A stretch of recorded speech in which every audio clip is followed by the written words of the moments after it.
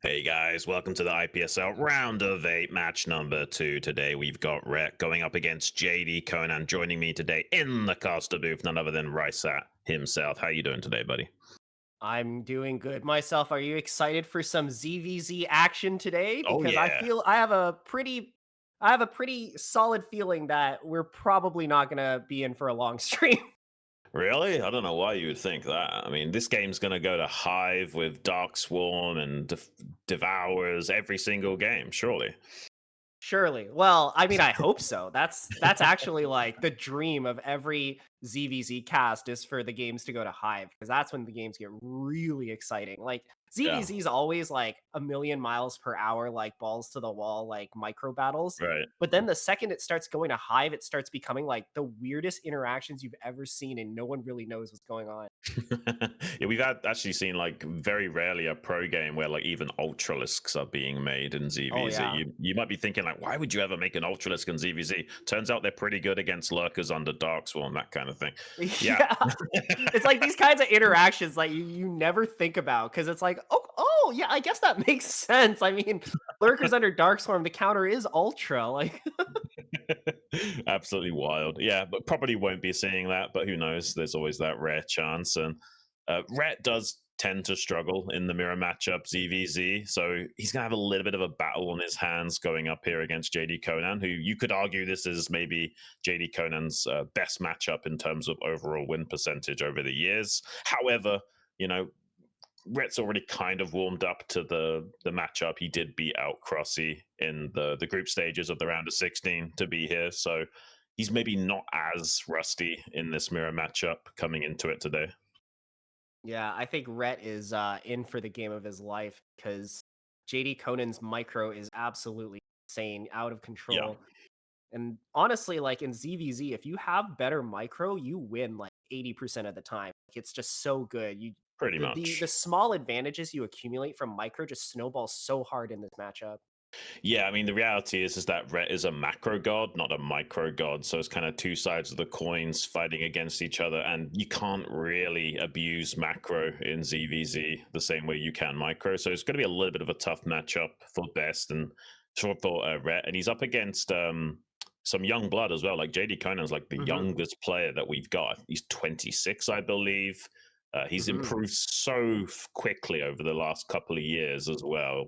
Brett probably arguably one of the best players on the planet if you account how little he actually plays the game. But Yeah. yeah, has a little bit of a hard time in ZVZ. Mhm.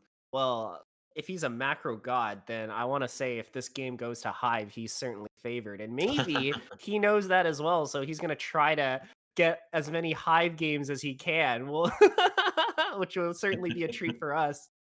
Yeah, it's probably not going to happen, but I would be so happy if we do see just one game where players go into Hive Please. Tech. That would be so sick. Yeah. Please, just one game, please. That's all I'm asking. Yeah, I don't know what like the likelihood of that happening. It's something like 1 in 1,000 or 1 in 3,000 games, so very low percentage chance of occurring, but is possible. Yeah. Honestly, I think out of all the games I've seen, maybe like 4 or 5 I've seen go to like Hive. Yeah, I Yeah, mean, not much more than that. technically, it's more common than it used to be way back in the Kespe era, but still very unlikely. But looks like both players are getting ready here, so we're jumping into it, guys. The IPSL round of 8, Rhett versus JDConan on Sylphid.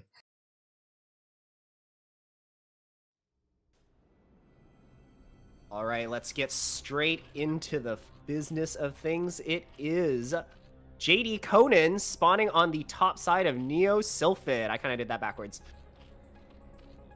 Yeah, he's from Bolivia, and he's up here in the bottom left, one of the nicest guys in the StarCraft scene, hailing from Netherlands, the Brown Zerg, Rhett. One of the nicest guys. That's the introduction we give for him. And I feel like as a StarCraft player, that's not actually a compliment. It's yeah, it's like JD Conan is like a micro god, and Red, he's a nice guy. Well, Rhett is a macro god, so I'll add that little caveat into there. But yeah, I just want to point out, like, Rhett is such a genuinely chill, wholesome guy. And like, there's not been like many characters like that in the StarCraft scene. It's very easy to get a chip on your shoulder and a big ego from being good at the game, right? And Yeah. Rhett's not one of those guys. As good as he is, like, he's very wholesome, kind of like how White Ra used to be.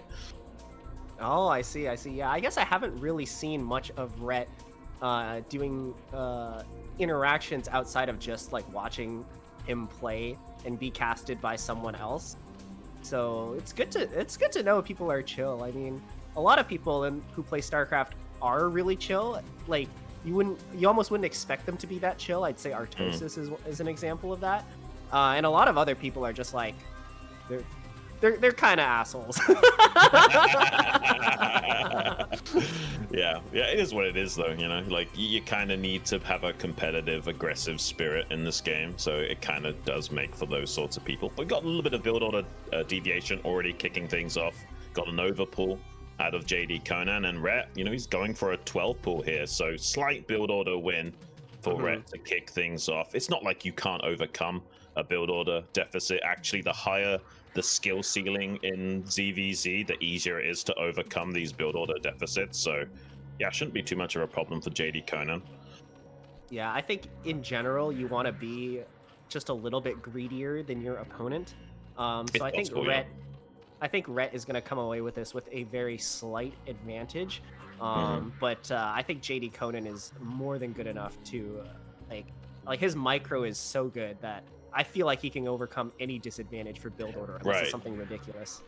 Yeah, we've seen that at like the pro level ZVZ. Like, even if you do get an advantage over your opponent, there's always timing windows you can exploit and, like, seize tempo away from your opponent with micro and what have you. Already got the 6 lings moving up for JDConan. He didn't get ling speed first. He went lair into ling speed, which he just recently now started. Still could be a tough hold for Rhett if he doesn't make the appropriate amount of lings, but his scouting overlord sees the incoming 6 lings from JDConan, so he should be reasonably confident in identifying the build order advantage and just needs to make plenty of lings. Really good pick off Ooh. from Rhett, getting the first round on that ling now. Every little helps in ZVZ, like even just like tagging the Zergling and getting a bit of damage onto it, it's such a big deal. So with the 1 ling advantage, Rhett already looking pretty healthy here to start things off. Yeah, JDConan getting a ling off of this trade as well. I think he was caught a little bit off guard in the beginning, but now he's going to try and really play a little bit more aggressive here. You can't allow Rhett to take that natural base there, but the Spire is on the way as well. I think JDConan's getting a really fast Spire here. Yeah. So I think with this pressure... Rhett should be able to identify that just because of how late the ling speed's going to kick in here for JDConan, so he should have some idea about the timing of this Spire. His Spire is actually not going to be too slow either, so he doesn't have to make spores or anything. If Rhett had delayed his lair and gotten speed first, he probably would have had to gone into spores in that situation, but because his own lair is reasonably timed, might be able to get away with just, making straight into air units himself. I'm not sure if there's a timing window where JDConan can fly in and bully the mutas before Rhett can join the rally point of those 2 hatcheries or not. Yeah, I think Rhett might have just gotten his Spire at the perfect time, because once the Spire finishes, I think once the mutas, get to his base, his mutas should just be popping out, and he has 2 hatches worth of larva versus JDConan's 6 or Yeah. 1. Sorry, so he's gonna have 6 larva compared to JDConan's 3. So I think everything right now is coming up Rhett. He's gotten pretty much every single build order advantage you could honestly conceive of in this situation. Yeah, well, I mean, JDConan's trying to see if he can slip a ling run by into the main base of Rhett here. Rhett That's a still lot of got, lings.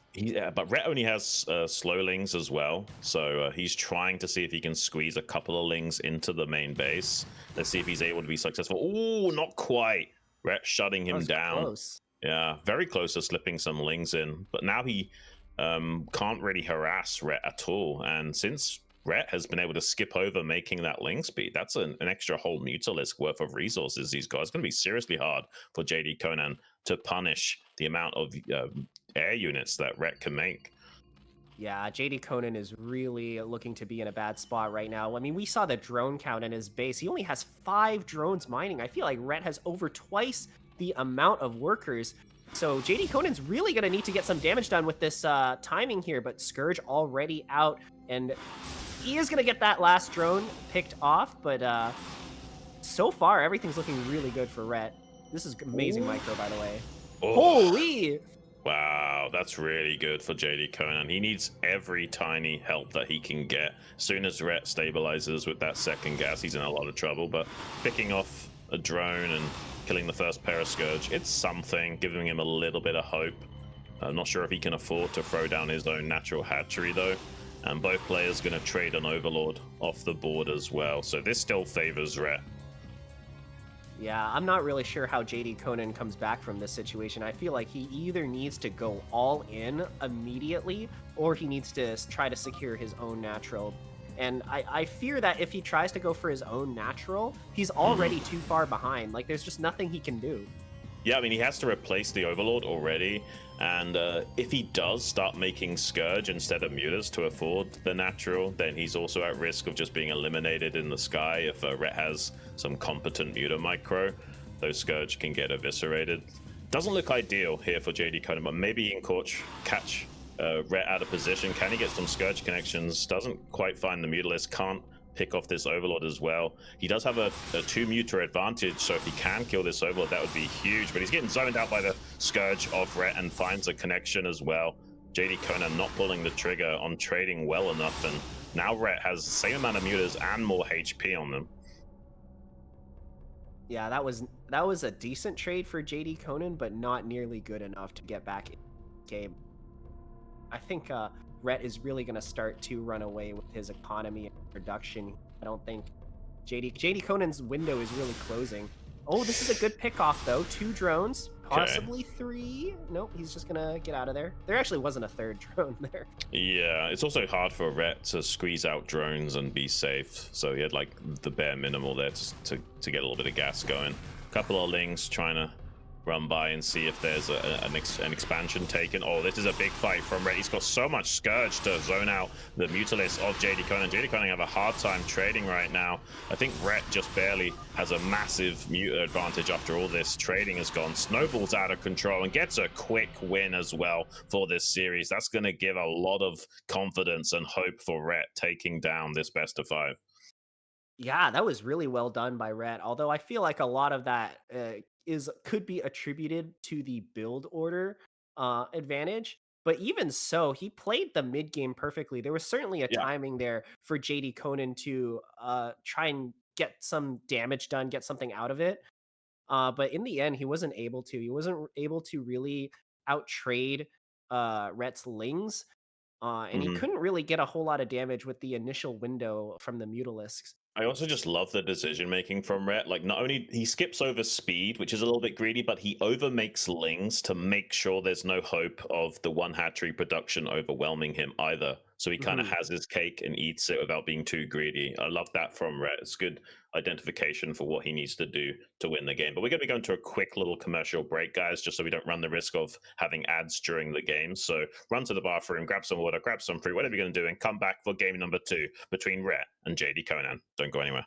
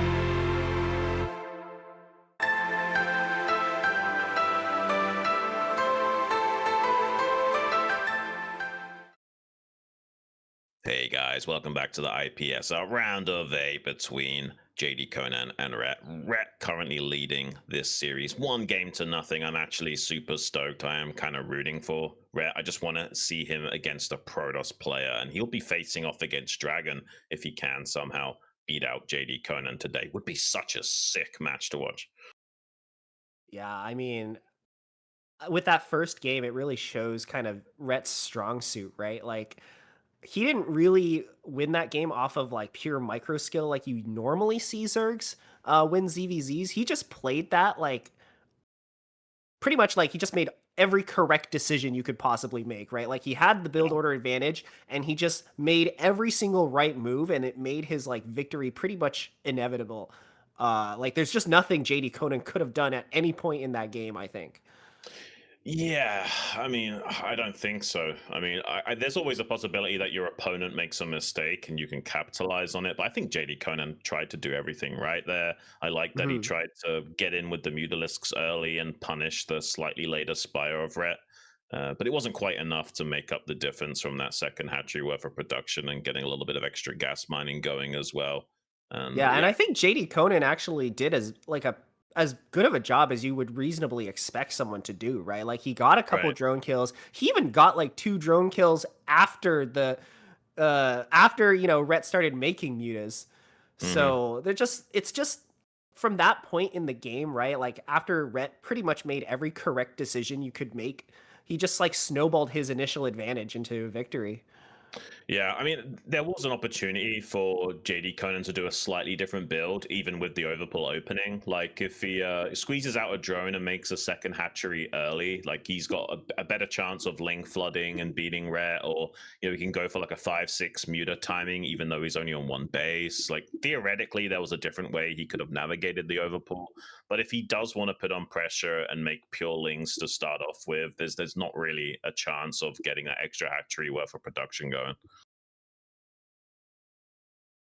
Yeah, but I'm now sort of excited to see what game 2 has in store for us because game 1, although it was impressive from Rhett, it did start off with a build order advantage. I wonder if Rhett can pull off the same kind of win with a build order disadvantage. Yeah, I mean, I think that would be a bit of a tall order with how good JDConan is micro-wise. I know Rhett loves to go 12 hatch in ZVZ, so I'm super curious if he's going to throw out a 12 hatch here on the next map, Mhm. Octagon. And yeah, maybe JDConan doesn't go 9 pool and punishes it. Could find himself in another build order advantage situation. Looks like both players are ready, so we're going to be jumping right into the action, guys. Game number 2 between Rhett and JDConan on Octagon. Let's get it started. Spotting on the bottom right of Octagon, we have our red Zerg player from the Netherlands. It is Rhett. And down here in the bottom left needs to dig deep to start a comeback in this series from Bolivia, the Blue Zerg, JDConan. I feel like a 12 hatch from Rhett would be an unbelievably risky move to make against JDConan because if JDConan goes for like fast lings, then Mm, he's going to have to rely on his drone micro, which is really yeah. good. But he has this, it's going to devolve into a micro battle where if he like loses even a little bit, then the game can easily snowball out of control and result in a victory for JDConan here.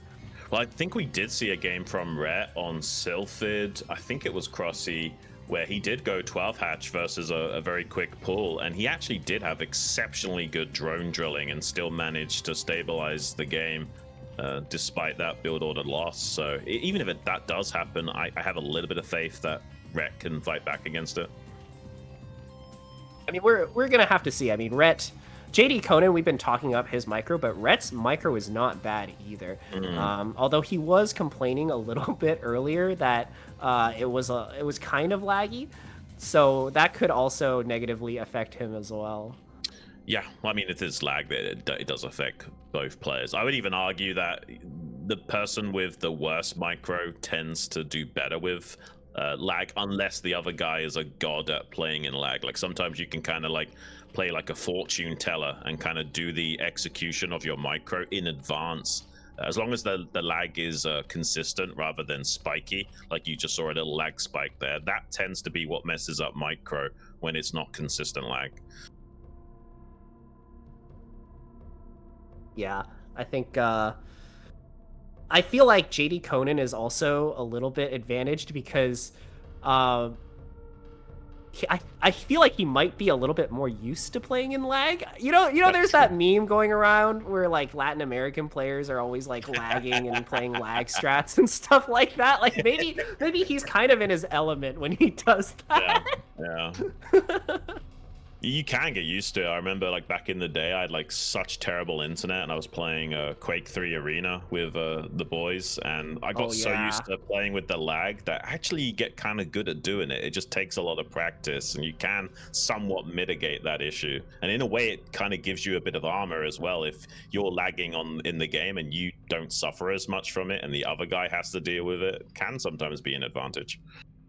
Back when I like played StarCraft years and years and years ago, back on like IC Cup and that kind of stuff, I swear like every game, everyone just automatically set the latency to like extra high latency. So I just like got used to playing on that Yeah, latency. yeah. I learned how to mute a micro in turn rate 12 extra high. It's not easy, but if you do the actions in advance, like I was saying earlier, actually isn't that bad. You just have to micro differently. Yeah, I mean, once you get kind of used to it, and you sort of develop your own technique for microwing and lag, right? Hmm. It just kind of means that you have to. I think what it means is you have to play it a lot safer and try to anticipate movement a little bit Yes. better. Yes. You basically have to do everything with like an extra 100 to 200 milliseconds delay. So, yeah, you just kind of factor in that when you do the commands, they've got to be a little bit ahead of time. And you've also got to predict the movement better to make sure that you're still in alignment to not miss shots and that kind of thing. Although funny enough, if you're used to microwing and lag, and then you suddenly get plopped into a game where there is no lag, that also messes you up. Yeah, because you're in a totally different rhythm then. Yeah, that can be disorientating to say the least. Yeah, that's why every Zerg player, when you go for a like in-person LAN game, you gotta bust out the Muta micro map and practice that for like an hour. Yeah. By the way, this game has been almost mirrored builds. Like, there's been a few small deviations, but it's pretty much the same on both sides. There's a JDConan trying to squeeze a Ling into the main base now of Ret, and he is in fact going to get the full scout off, maybe even harass a drone a little bit here. Not a bad win for JDConan. Oh, he gets glitched on top of the drone, so he's got no chance of killing it. It's a little bit unfortunate. Yeah, still a good victory for JDConan here, able to get a complete scout from Ret. Meanwhile, Ret playing a little bit more blind. But both players are in a very similar situation. I mean, their supplies are almost identical. The Spire timings Mm, are like reasonably close. So this is gonna come down to the micro, which it makes me yeah. a little Yeah. bit worried for Ret here. Well, they've made, yeah, approximately the same amount of lings. They're both taking the second gas at a very similar timing as well. This is going to be a very even Zerg versus Zerg, but there is a small vision advantage for JDConan. Like, Ret doesn't have total confirmation on what's going on. The Overlord saw roughly that there's a similar amount of lings here, so maybe he can get away with squeezing out a drone or two. But yeah, going to be a little bit hard for Ret if he's playing against a Zerg with the exact same economy as him and just a little bit better micro on the other side. Yeah. And that vision disadvantage can actually be huge because it puts a little bit of uncertainty. Even if you are just like mirroring each other's builds perfectly, like your brain is just a little bit uncertain, and that could really affect your confidence, which is always huge in this kind of game. Yeah, I don't think that Brett or JDConan have like squeezed out any greedy drones. It's been pretty identical. Tries to go for the Overlord here, but good connections from JDConan with the first Scourge, reducing the Muta close to death. And this Overlord can sometimes bait you into making a bad trade. And a nice volley there from Rhett, but also good response from JDConan. He gets a good volley off, and Rhett kills the Scourge. So both players a little bit timid to fully engage one another for the time being, and that Overlord's still alive and slow boning its way back to some safety. Yeah, I'm seeing a little bit of lag spikes being present here during the Muta micro. I always find it kind of feels weird when the lag spike happens in the middle of a micro battle, because then at that point your brain starts going into overdrive. You're just like, oh, the game froze. Like, I need to do this and this and this and this and this. I Yeah. don't know if you've ever experienced it like that, where once the game freezes, your brain starts thinking about what your exact next sequence of clicks should be. It can throw you out of the flow state, I think, is a simple way of putting it. Okay, pretty big engagement here. Nice connection with the Scourge, but Muta also gets picked off by JDConan to kick things off. So both players even on Muta count, slightly healthier Mutas on Rhett's side of things. JDConan kind of got to respect not being able to continue that engagement. Ling for Rhett slips into the main base here of JDConan. This scout is a lot less important since it's so much later into the game, but he does get confirmation that there's no greedy drones that have been made here. So he can be reasonably confident that he's dead even, and maybe one of these players has squeezed out an upgrade as well. There could be like a +1 flyer carapace on the way here for Rhett or something. Yeah, this game looks very, like, even for both sides. Oh my god, actually a huge catch from those random 3 Scourge there. Rhett is still going to continue moving out towards the bottom left here. We're going to get maybe a drone kill or two. Oh, not quite. Wait, what? Whoa. That's some pretty great Scourge connections for Rhett here. And JDConan unable to punish since he was slightly out of position with the rest of his Muta flock. Rhett could have easily gotten super punished by going that deep into the main base of JDConan. Let's see if he can zone out these Mutas. He's got a pretty good surround now with his own Scourge, but JDConan just dives through the middle and gets out of danger and gets a couple of good Scourge connections for himself. Rhett nicely finishing off a pair. Slight Muta advantage right now for JDConan, but that will change as soon as another pops out. And we're going to get a pause from JDConan, maybe due to the lag. It's going to close down his torrents and stop downloading the high quality porn, and we're good to go again. Yeah, sometimes pausing it for a little bit is enough to let the game kind of catch up. Um, but we'll see. Hopefully, this lag doesn't come back, because I know, like, especially Zerg players who go for Muta micro, like, or who rely on Muta micro, are like especially sensitive to lag. Yeah, especially like spikes. Like, it's one thing just having a slight delay to your execution, but when it's like randomly spiking, it can literally make it so that one of your actions don't go through at the right time, and suddenly you miss a volley, and then the game can snowball out of control. Yeah, and these Muta fights are really, like, on the knife's edge, right? Some of Mhm. these Scourge are getting, like, insane, like, connections as well. Obviously, oh, that was a good little pick off there.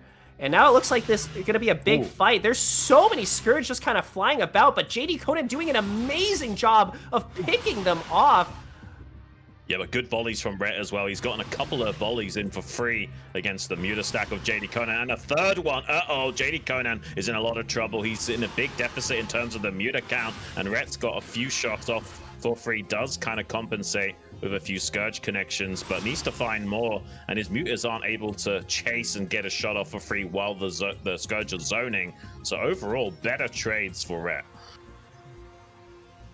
Yeah, something that's a little bit underrated is when every single volley that you spend killing Scourge is a volley you're not spending killing Mutas. So it's always good to try to attack with the Scourge. Yes. Okay, Rhett diving in again here. And there is a lot more Scourge available to JDConan, so with good control, he can definitely put Rhett on the retreat and get a few shots off for free here. But Rhett's being very patient. He's just pulling back, waiting for more and more Mutalisks to come out here. Can we get a check on the upgrades of both players quickly? Okay, no upgrade for Rhett. And no upgrade here for JDConan. So both players just trying to squeeze out as many Mutalisks and Scourge as possible. But JDConan's taking a little bit of a risk that might pay off. He's taking a third base at the 9 o'clock. The longer this game goes on, if he does eventually get that gas going, that's going to be a way of overcoming Rhett in the long term. JDConan is actually microing his heart out here. I mean, like, I feel like we haven't seen, like, a Scourge connection from Rhett in a long time here. Okay, and as I say that, the Scourge are finally starting to connect, but all of JD's Conan's Scourge connect as well, and I feel like JDConan has this Muta fight here, maybe? Yes. Red is Yeah. forced to retreat. It's a little bit hard sometimes to tell who's actually winning the Muta fight, but I think JDConan is coming out of this slightly ahead. Oh my god, Red's Scourge might get picked off once again. You really can't afford to lose Scourge like this. But I think they actually did a decent job zoning the Mutas out while his Mutas kill 2 of the drones for JDConan Yeah, of but JDConan. this is what you want to do while he's trying to deal with the Scourge. You're getting shots off for free. Some more Scourge popping out for JDConan to force a retreat here out of Ret. JDConan does have slightly more Mutalisk at the present time, but Ret was able to snipe a couple of drones mining that gas. So tiny compensational win here for Ret overall. You can see how few drones there are in the main base presently, and JDConan can't really afford to waste too much lava on replacing those drones.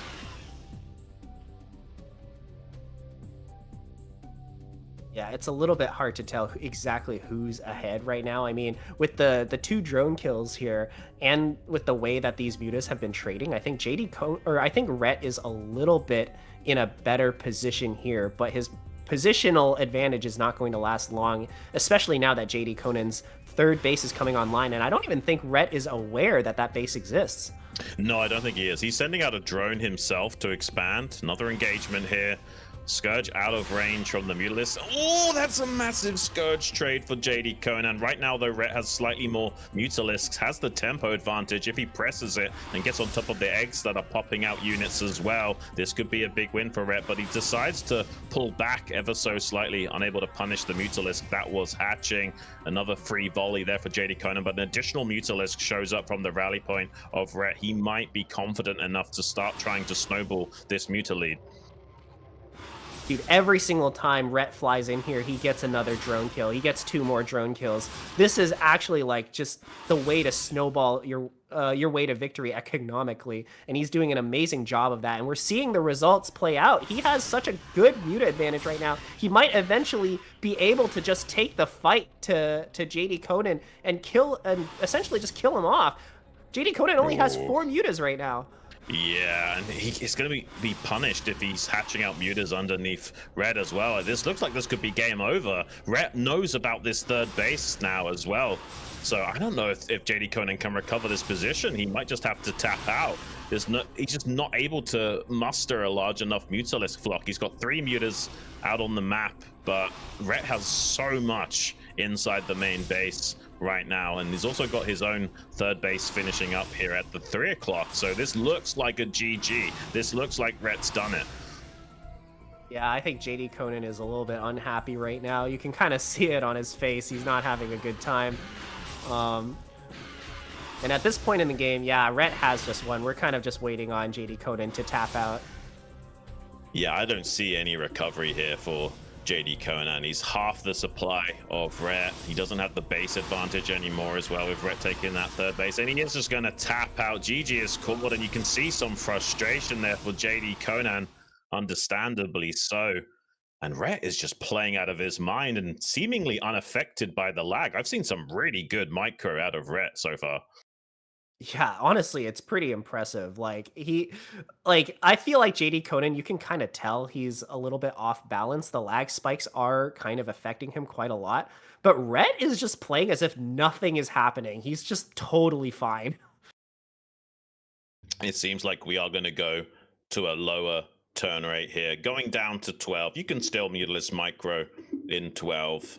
It will make things a lot more consistent so that the micro is a bit more predictable and a little less wild. But such a big lead for Rhett. Already at match point, just needs one more win to close out this best of 5 and put himself into the semi-finals. Really impressed with Rhett so far. Yeah, honestly, like we were talking up JDConan's micro, but Rhett really showing how good his micro is this game. I mean, JDConan has been pretty good at like sort of picking off Scourge. I think that is pretty impressive the way he's been doing that. But Rhett has been making once again every single correct decision. He knows exactly where his Mutalisks should be at every single point in time, right? Every single time Rhett came in do an attack, he manages to get 2 drone kills every single time. 2 drone kills, 2 drone kills, 2 drone kills. And it just eventually snowballed into like an insurmountable advantage. Yeah, and there was a lot of times that JDConan was slightly out of position, not having his Scourge with his mutas when he was trying to zone out Ret. So when Ret needed to, he could just snipe the Scourge for free. And there were a lot of times that Ret got a few free volleys off on the muta stack of Mhm. JDConan as well. Just overall, such great gameplay from the Netherlands gamer. Yeah, it really seemed like he was pretty much using the Scourge to buy space, to buy time.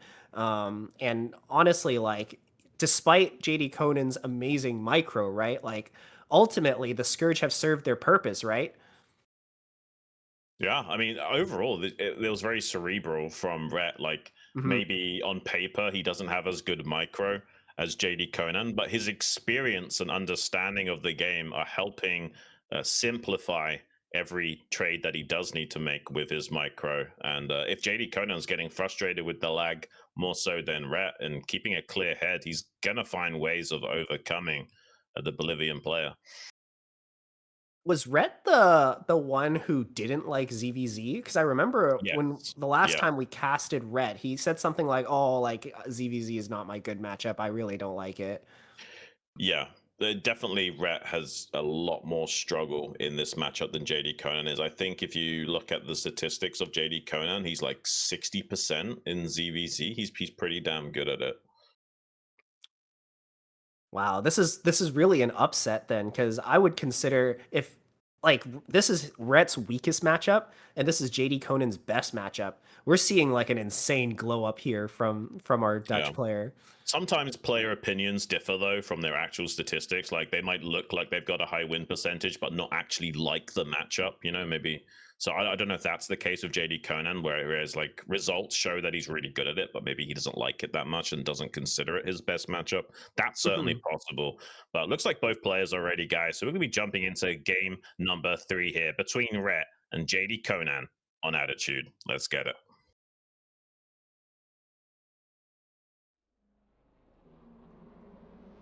All right, spawning on the top right-hand side of Attitude, the Zerg player up 2-0 from the Netherlands. It is Rhett. Down here in the bottom right, looking a little bit nonplussed right now. What He map? didn't even check the map going into it. Oh dear. Rhett's gonna tell him. Rhett's definitely gonna tell him. He's such a chill dude. There's no way he wouldn't tell him. And yeah, he's got to dig deep from Bolivia. JD Conan needs to win every single game going forward.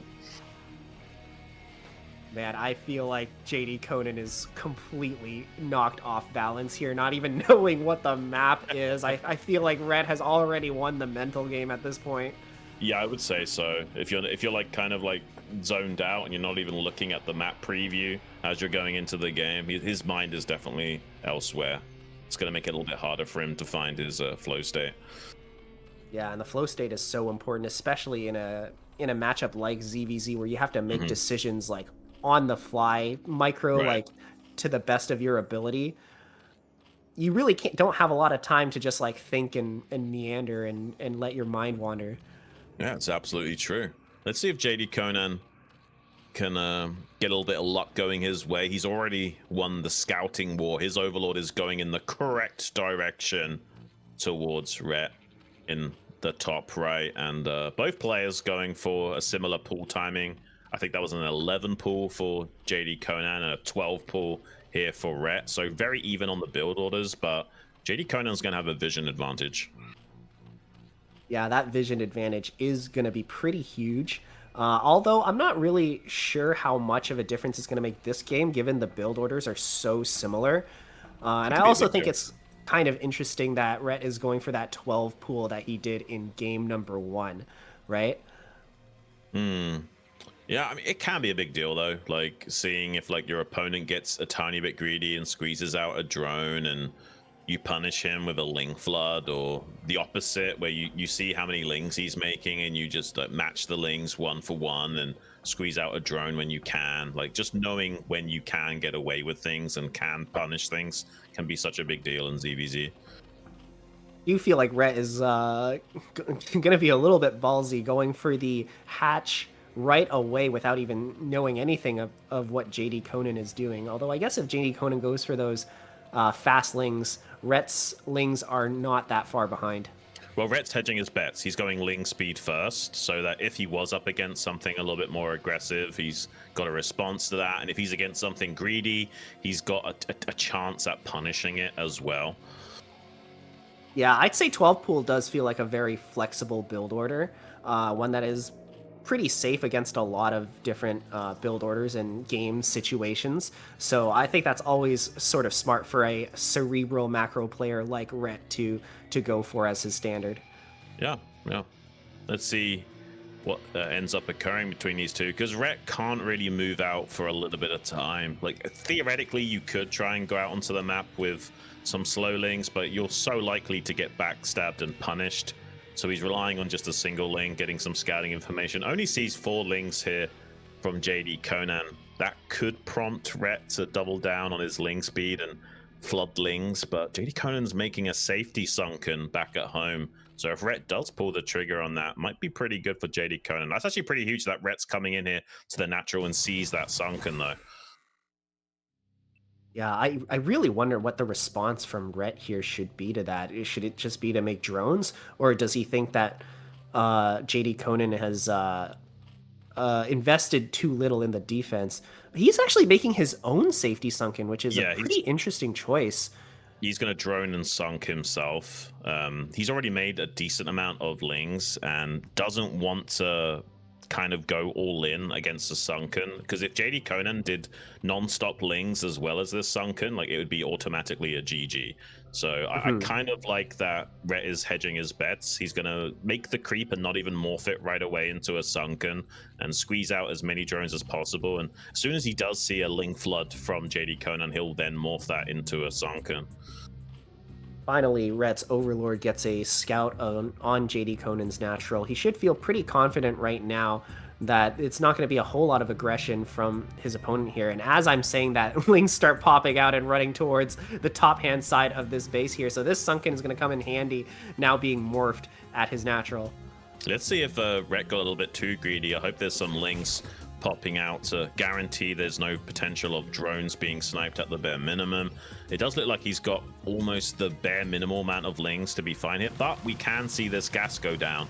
JDConan can be a little bit tactical and try and snipe off this gas outside of the range of the sunken, but with the extra Lings popping out from Rhett, he's actually going to shut this down.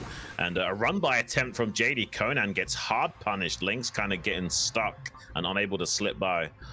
Oh my god, that was actually a brilliant trap there from Rhett. Like, JDConan kind of overextending himself there, letting his units get cornered on the bottom side of that natural. And now Rhett has an unbelievably huge advantage in Lings. This is going to force JDConan to make a lot of Lings behind this. This is rough, because JDConan needs to be making Mutalisks right now. If he wastes lava on Lings, he's in a lot of trouble. If he lets these Lings just run by into the main, he's in a lot of trouble. There's no easy answers here for JDConan. The one thing that he does have going for him is I think Rhett still doesn't have Ling speed, so it might be very difficult for him to perform a run by, and I think he understands this as well. He's just going to posture his Lings forward a little bit, maybe try to scare JDConan into making a panic sunken or something, and he's just going to move all the way back here with his Lings in the meantime. It's a small win for JDConan, getting some Overlord snipes, but he's going to also lose one of his own, so it does even out at the end of the day.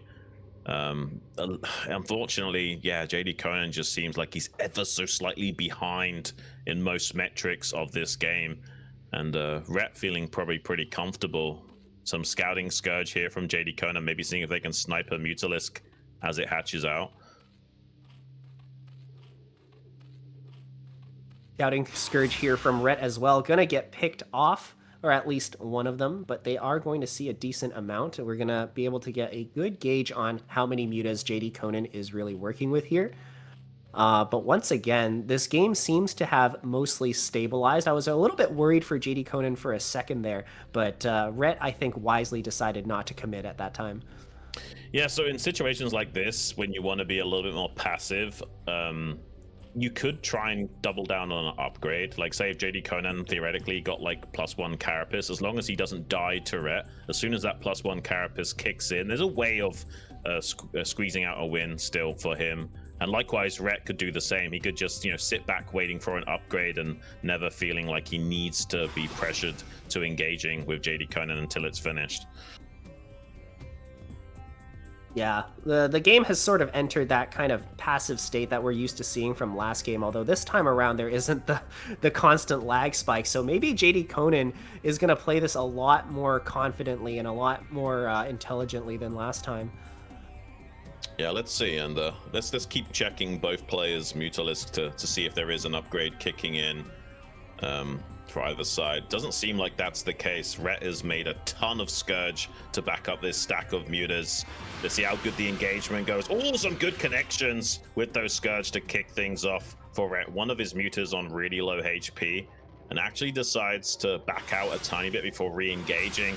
Let's see, Scourge not getting the ideal of trades here for Ret, but he is avoiding the Scourge of JDConan temporarily. Finally, some good connections with JDConan with those Scourge, and another one as well. So actually a much healthier count in Mutalisk with JDConan. This is 11-8. Ret finally gets a Mutalisk kill, but another Scourge connection is helping out JDConan win in such a spectacular fashion. Wow, that was an unbelievably one-sided fight there from JDConan. I think his Scourge connections were just so much more efficient than Ret's. And at this point, Ret is actually in a lot of trouble. The Muta deficit is actually kind of crazy. I think JDConan actually doubling Ret's Muta count. So he really has a timing here where he can get a ton of damage and maybe even end the game. Yeah, he's going to start hitting the drone soon if Ret's not careful. He's kind of forced to engage. Only 4 Mutalists here, and one of them dies. This could be a GG moment for Ret. There's no way of seizing back control, and GG is in fact called by Ret. JDConan fighting back in this series, 1-2. Yeah, that was a very convincing victory there from JDConan. Honestly, like when these like Muta Scourge fights happen, it's really hard to keep track of like who's like winning, like what, like which Scourge is connecting with what. But JDConan really just like came out of that so far ahead. I don't even fully understand what happened.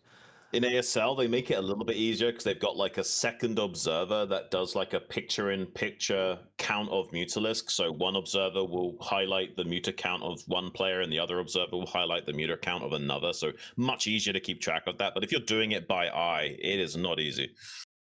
Yeah, I think there's in that a very initial exchange between the two sides. I feel like JDConan's Scourge crashed into Ret's Scourge, and JDConan, I think, came out of that initial Scourge fight ahead, and it kind of ended up snowballing a little bit. And I think Ret was also a bit, was over microing a bit, trying to like dive in with the Mutas, and that also ended up like with a bunch of Scourge connecting. Yeah, well, is what it is. It's very common for ZVZs to go back and forth. It's very rare to get a 3-0 victory unless you're just such a better player than your opponent. But we are going to be going to a little bit of a break, guys. Final ad break of this series to make sure you don't get those adverts during the games themselves. So run to the bathroom, grab some water, grab some fruit, whatever you got to do, and join us for game number 4 between Ret and JDConan. Don't go anywhere.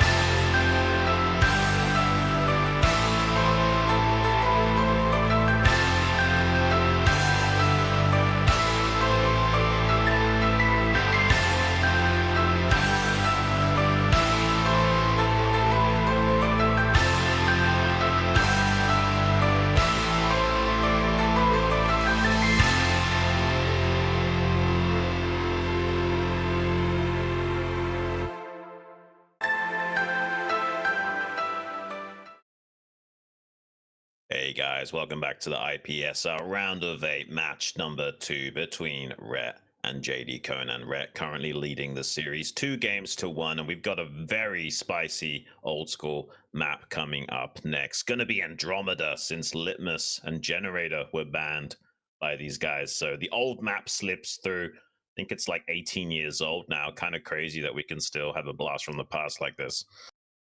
Yeah, I mean, I've been seeing a lot of these sort of old maps make a comeback. I mean, we all know Fighting Spirit is just back on the ladder for some reason, even though I feel like the majority of people don't actually like that map. Maybe that's just me, but yeah, we also have like Match Point, and in IPSL in particular, we have Andromeda, which is a way older map than I think even Match Point is. A little bit, yeah. It's a super macro orientated map. It doesn't really come into play in ZVZ much unless you do like a Hydra build or something to utilize the mineral only inside your own main base. But it's such a big, wide open main base that Hydra builds are kind of not very good on it because the mutas can just dance around and keep pulling the Hydras to and fro. It's not really ideal. And the muta guy can also rush to base guardian and punish the Hydra user as well. So we probably won't be seeing any Hydra builds from these guys, especially not at the level that they're at. But because of how big the map is, if it's like cross map or something, it can be a little bit harder to punish the opponent with tempo if you have got a build order disadvantage and you're trying to rush in and snipe drones before their mutas hatch or something. Yeah, it's such a big map that might come into play if it is cross. Mhm. So you're saying that if they're cross spawn, there is a chance it goes to Hive. Theoretically, it's a much higher chance than a lot of other maps, I would say. There's even these island expansions at the 12 and 6. I mean, I really doubt that will come into play, but you got to consider all the factors. Oh man, I forgot about island expansions. I feel like those have not been a staple of map design since like 2006 or something. Like it's been so long. Yeah, there's not many maps with islands on them anymore, which is a shame. Sometimes it's nice to have things. Sometimes you'll get like a kind of semi-island set up with like mineable mineral walls and stuff. There's been maps like Blitz X, Blitz Y, where there's this like pocket expansion that's cut off by land, but it's still attackable from the Hmm. low ground as long as you've got like siege tanks and stuff. Yeah, those are always pretty interesting. And I guess recently there was Oldamuk, which is also known as Roaring Current, that had a Yeah. bunch of different island bases, and that sometimes made for some really interesting games. I know Protoss, actually, like the meta on that map was to go carrier against Mhm. Zerg, Yeah. which is kind of insane. Yeah, those are really fun games to watch where you're like actually quite likely to see carriers and devours in most games. And there was a lot of opportunities for Zerg to play Turtle as well. Looks Hmm. like both gamers are pretty much ready. So we're going to be jumping into it, guys. Hope you're ready for a blast from the past. We're going into Andromeda here in the game number 4 between JDConan and Ro8.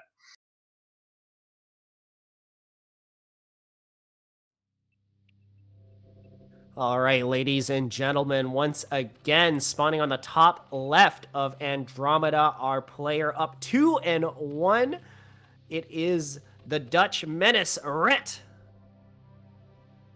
And his opponent down here in the bottom right from Bolivia, fighting his way back in this series. Still needs to win 2 games in a row. It's JDConan.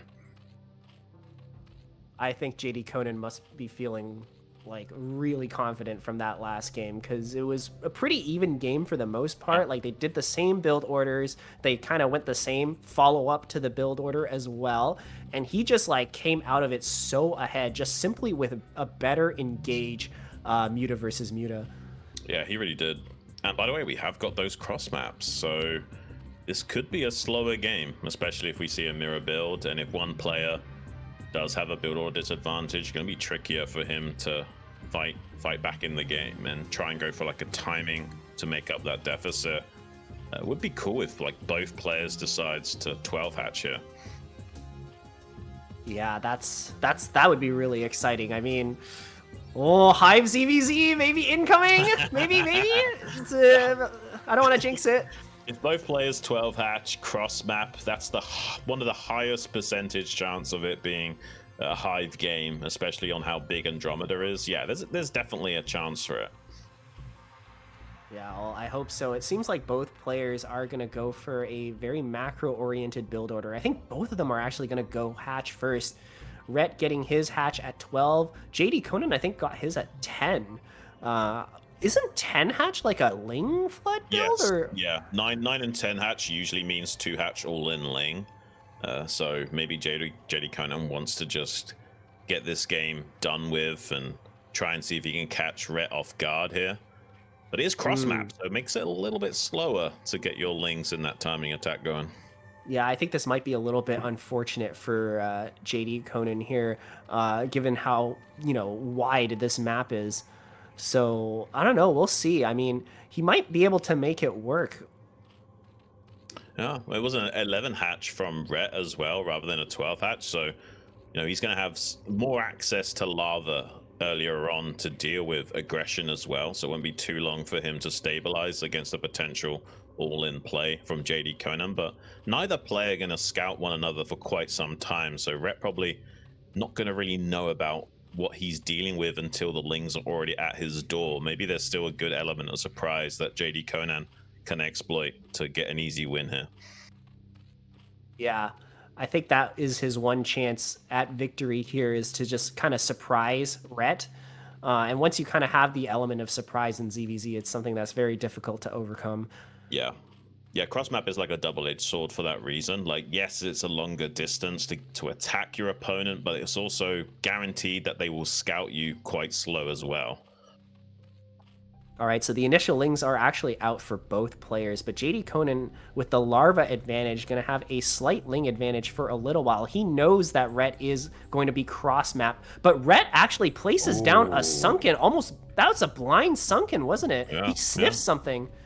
Yeah, he's anticipating some aggression here from JDConan. He's guessed correctly as well.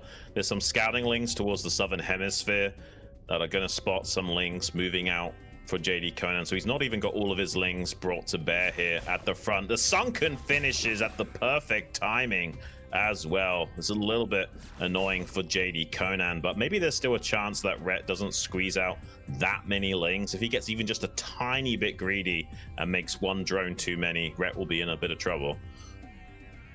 This is so unfortunate for JDConan here. His opponent, I feel like he just guessed correctly that. Yeah. There's a Ling inside the main base of JDConan. Oh, he knows. Oh my god, one of the drones went down. He has 2. Okay, one kill. Okay, so JDConan's actually not committing into this. He realizes with the cross map and seeing the Sunken, he's going to have to just try and revert back to a more standard build. And it's not that big of a deal. You've got 10 hatch versus 11 hatch. It's a small disadvantage, but the reality is he just lost a drone on top of it. So now it actually does start to become a little bit of a problem. Yeah, Rhett coming into this game with a pretty significant advantage here. And we know from game number 1 that he's very good at turning advantages into victories. His one loss is kind of like an even game. So I'm getting a little worried for JDConan here. Well, to be fair, JDConan, he got a little bit greedy, built way more drones than maybe Rhett was anticipating behind this. So there is still hope for JDConan going forward. Did lose a drone, but he is, like you can see, he's popping out quite a lot of workers at the moment, checking the natural expansion with a bit of a Ling stab here. The Sunken doesn't perfectly cover the drones mining that gas, but not actually able to come in here for a snipe just yet. Maybe thinking about it though, could stab in with the Zerglings. He looks like he is going to try and get something done, but that drone actually slipping into the gas right before it goes down. That is very, very lucky for Rhett there.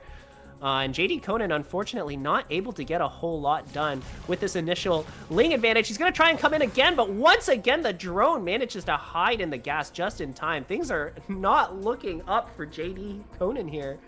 Well, one thing he's able to get away with, you see how few Lings JDConan's actually made, but because these are slow Lings from Rhett, he's not that worried about counterattacks during all of this. So he did get a lot of drones made behind this opening. I wonder if he actually can navigate this into a better and better game state. I think he's got something flying up to the northern hemisphere, or those Zerglings, I'm not quite sure. Okay, there are mutas flying up here.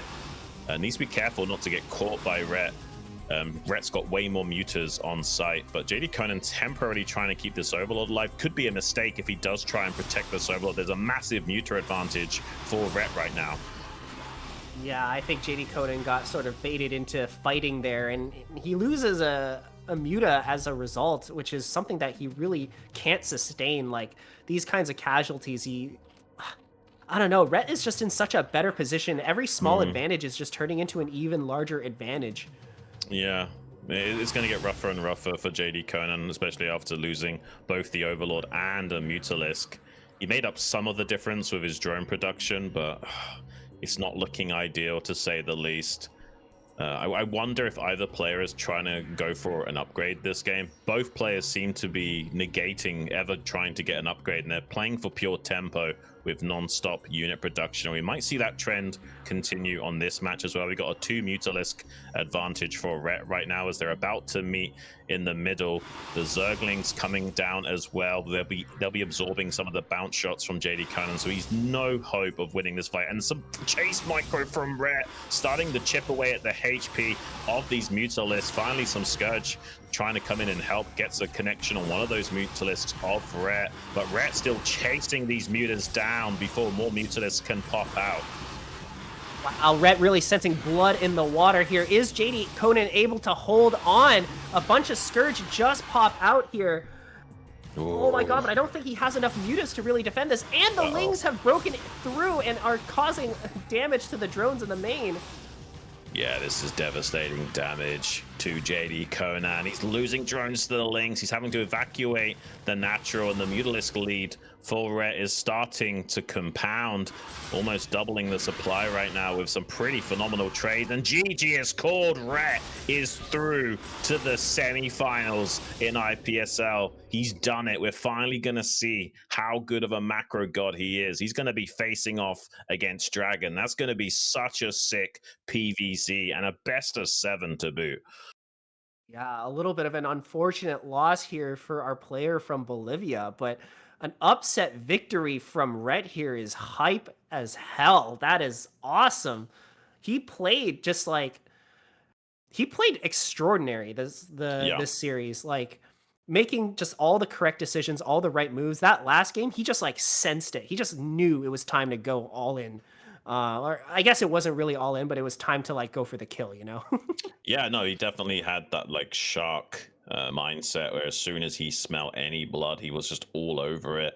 And like you say, correct decision making from start to finish. There was a few hiccups on attitude with how he chose to engage with his mutas, but besides that, he played phenomenally well. Very surprised. I wonder how much practice he's been doing since that round of 16. I guess we'll get to ask him in just a moment here, as he is going to maybe hop in for an interview. We'll have to see.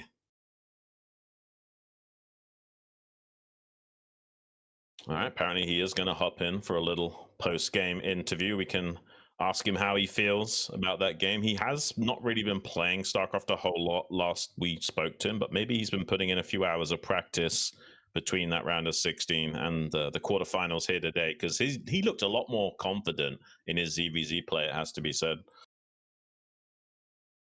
Yeah, I think he's been on the grind. Okay, here he is. Here he is. Hey, Rhett, how are you Congratulations, feeling? Rhett. Hey, thank you. So I feel good.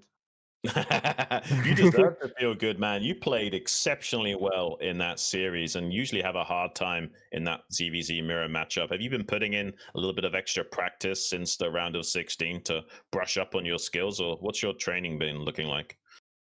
Yeah, I've definitely been playing and streaming almost every day since the round of 16. Oh, So, nice. uh, yeah, it's really early in the morning usually, so I guess a lot of people wouldn't know, but I've been consistently playing like 3 hours a day at least. That's really So good, man. It certainly reflected in your play. I don't know what it was exactly, but everything about your play seemed a lot more confident, especially for ZVZ. And your micro as well seemed pretty on point. Like I didn't see any shakiness from you in pretty much all of those games. So well done on your training, man. It's nice to have you back in the scene and putting in the work. And you're going to be facing off against Dragon next in the semifinals. How do you feel about your chances? yeah, I like the matchup more because it's CVP, so I'm excited to Yeah. play against Protoss. Uh, I did watch the games yesterday, and he did beat Eonzerg, who is a very strong player. So Yeah, yeah. have to have to say that that looked pretty good. So I don't know really what to expect, but I'm just excited to play. Yeah, I would love to see it, man. I know you're an absolute macro god when you're not forced to play ZVZ. I'm sure it's going to be a fantastic best of seven. And you're absolutely right. Dragon put on a great show against Eon Zerg. And I would say Dragon is like a PVZ specialist. Like he used to play Zerg back in the day, and he used to off race ZVP a lot against his friends as well to like help them practice. He kind of knows that matchup inside and out. And I think that's going to make for a very good best of seven. Yeah, and also from the way he played yesterday, he had a really good macro and stuff, so Mm-hmm. should match up well against me, I think. Yeah, I agree. I think you two will be very well suited against each other. Rysat, do you have any questions for the man of the hour? Maybe we can talk a little bit about the games. I mean, game number one. Oh my God, what happened? Game number one. It was you had a bit of a build order advantage there, Yeah. and it just kind of looked like you had JDConan sort of figured out in that game, or even just the matchup figured out. You sort of just knew exactly what to do, and there wasn't a whole lot that it seemed like JDConan could do to come back. Yeah, so if you open 12 pool, you typically go for link speed first, then you take a drone off the gas and you go lair later. But I watched a few of his games and I saw that he plays a lot of overpool and 9 pool into lair. So I just took a small gamble and went for the fast lair without the link speed. Yeah. And it worked out like perfectly. Like I took a nice lead from that. After that, it was Hmm. kind of an easy game, the first one. Yeah, I It noticed seemed you would go on. You go. Oh, I was just gonna say, it seems like you've been skipping link speed like fairly often. Is this like a specifically against JDConan kind of strategy? Yeah, yeah, exactly. On the ladder, I never skip link speed ever because you just end up dying in stupid ways. But on attitude, I had zero information, so I was kind of hard pressed to make the decision if I should skip link speed or not. But there could be so many things happening, like 9 pool hidden circlings, or but he ended up playing 12 pool as well. Hmm. So it worked out fine. But yeah, I skip link speed usually if the game goes like expansion versus expansion. Then I prefer to skip link speed and just stay defensive and have one more muta. Hmm. Well, it definitely Right, go worked ahead, out, Shin. man. Yeah, and I was pretty much going to say the exact same thing. I noticed he was skipping lane speed in just about every game. And yeah, I had anticipated maybe you were doing that just to metagame him, and it paid off so well. I'm actually really impressed by your play today. I was a little bit worried for you going into it because JD Conan's such a micro-orientated player and pretty good at ZVZ, but you absolutely blew my expectations out of the water today, Rhett. And I'm so excited to see you in the semifinals against Dragon. There's even a possibility if you beat Dragon that you'll be in the grand finals against someone like Duo or Bonif. How do you feel about those two competitors? Yeah, it's a perfect scenario because first I get to prove myself and hopefully beat Dragon or try to, and then if I succeed, I get to play one of the final bosses. So perfect. I'm so looking forward to seeing you play some ZVP, man. It's going to be so exciting. Do you have anything you would like to say to your fans and the viewers that have been watching you play? Yeah, I would love it if you guys checked out my stream. Usually morning time for a couple of hours. That's about it. Arn, is it possible you could just throw the link for Rhett's stream in the chat there? Get his name out there. Make sure people know. It's just Recha on Twitch. Well, Rhett, I think if you keep up that training schedule of just like putting in a few hours every day, I think you're going to be an absolute monster, man. I've kind of pegged you as being like relative to how much you've been playing recently in the past, in terms of a ratio of how much you've been playing to how good you are, I would say you're one of the best players on the planet. It's kind of insane how Mhm. talented you are at being able to put out great games regardless of not having much training in the background. So I think with the training, you're going to be exceptional, man. Well, thank you, but it's not like I never play. Sometimes we play a little bit in the shadows, and Right, right. But I yeah. think I've talked to you in the past about it, where you kind of have these like waves of motivation, where like you really want to play for 2 weeks, and then after those 2 weeks are up, you're like, I can't be bothered. Yeah, but this is the longest stretch probably since Remastered came out that I've actually played because last year I also started streaming for a couple of months. So Yeah. it's actually definitely the longest stretch that I've been active again in It's super StarCraft 1. exciting, honestly. Like, if you keep this up, man, I think you're going to be quite literally one of, if not the best Zerg on the scene. So it'd be so cool to have you stick around and still put in that training, man. And can't wait to watch you play against Dragon in that semifinals. Quite possibly could be one of the better best of sevens we've ever had in the foreigner scene. Yeah, thank you. I look forward to it also. Thank you so much, man, for joining us, and congratulations on your win. You played exceptionally well today. Yeah, Thank you. congratulations, man. Good luck in the round of 4, the semifinals. Thanks. See you in a few weeks. Take care, buddy. See ya. Well, that was All Rat. right. How scary is that? This guy is playing every day. Oh my god! Everyone better be on the lookout because he's coming Yeah. for you.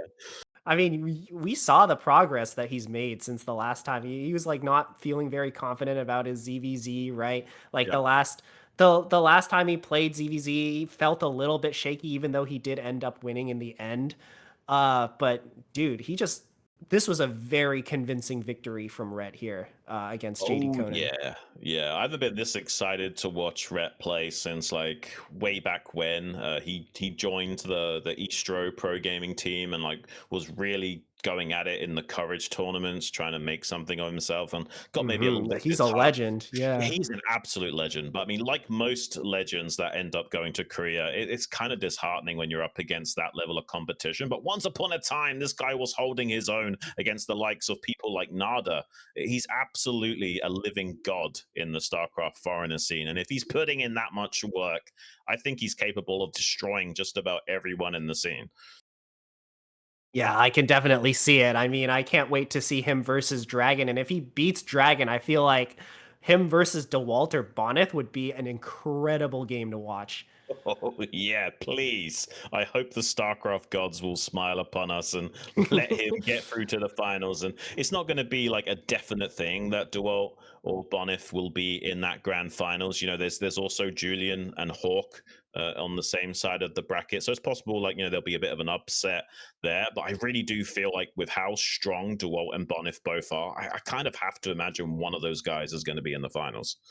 Yeah, and I mean, if Julian or Hawk end up end up going through past the semifinals and into the finals, I can easily see Rhett going for the championship, taking Oh, yeah. first place in IPSL, because I feel like out of all the Zergs, out of all the ZVZs, I feel like JDConan is the final boss for that. Yeah, I think Eon Zerg and JDConan are like the two guys out of the four Zergs that would have given Rhett a hard time. I think he's actually quite capable of dealing with Julian and Hawk, so I'm really stoked going forward. I feel like this is a real possibility for Rhett actually winning a championship going forward.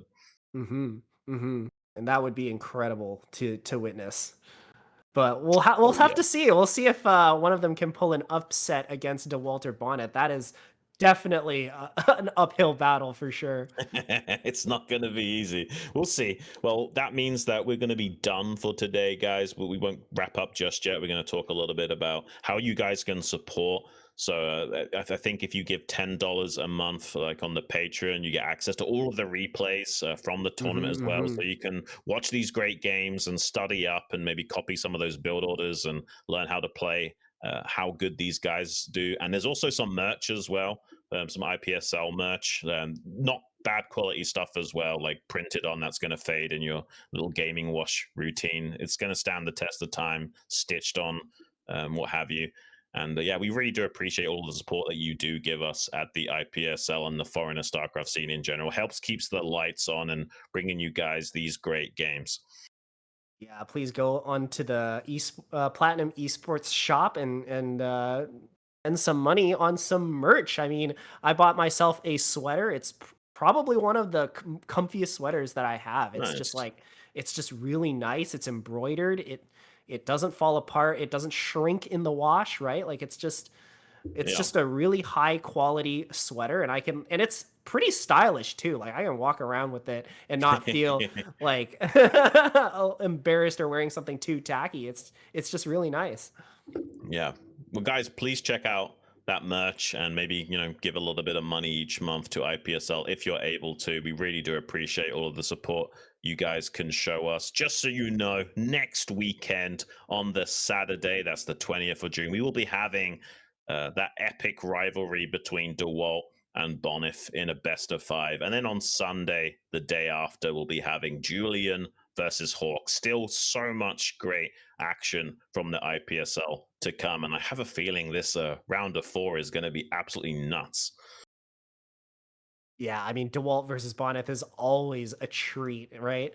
And that's kind of why a lot of people put Bonneth in the same tier as DeWalt, even though DeWalt is sort of considered to be the best player Hmm. outside of Korea, just kind of in general, or at least the best Protoss. Yes, You can yes. argue Mihu is a better player, and a lot of those Sure, Chinese sure. players are really, really, really good. Yeah. But yeah, Bonnet's PvP is just incredible, and he always gives DeWalt a hard time. Yeah, I mean, talking to them, it seems like Bonif mainly wins against DeWalt when it's the BSL time. So maybe DeWalt's feeling confident he can beat Yeah. him in IPSL. We'll see if that trend continues. But yeah, he basically did talk about how it always seems like the BSL where Bonif gets the better of him. Yeah, Hmm. but they've had such a rivalry over the years, man. Their styles are completely different as well. Like DeWalt is such a solid, strong macro player with good decision making, and Bonif is a micro god that kind of suffers in his macro, but the way he forces engagements and kind of picks away with you, he's like the non-Korean Snow. Hmm. I mean, I can totally see that. His Reaver micro is absolutely out of control and definitely the best in the foreigner scene, if not one of the best. Yeah, well, I hope you guys have had fun staying with us here at the IPSL round of 8. We got more great games coming up for you in the next weekend. I've been John, with me, Rice Hat. This has been the IPSL round of 8 match 2 between Ro8 and JDConan. We look forward to seeing you in the next match, DeWalt versus Bonif on Saturday. Thanks so much, guys, for tuning in. Thank you, everybody. See you guys next time.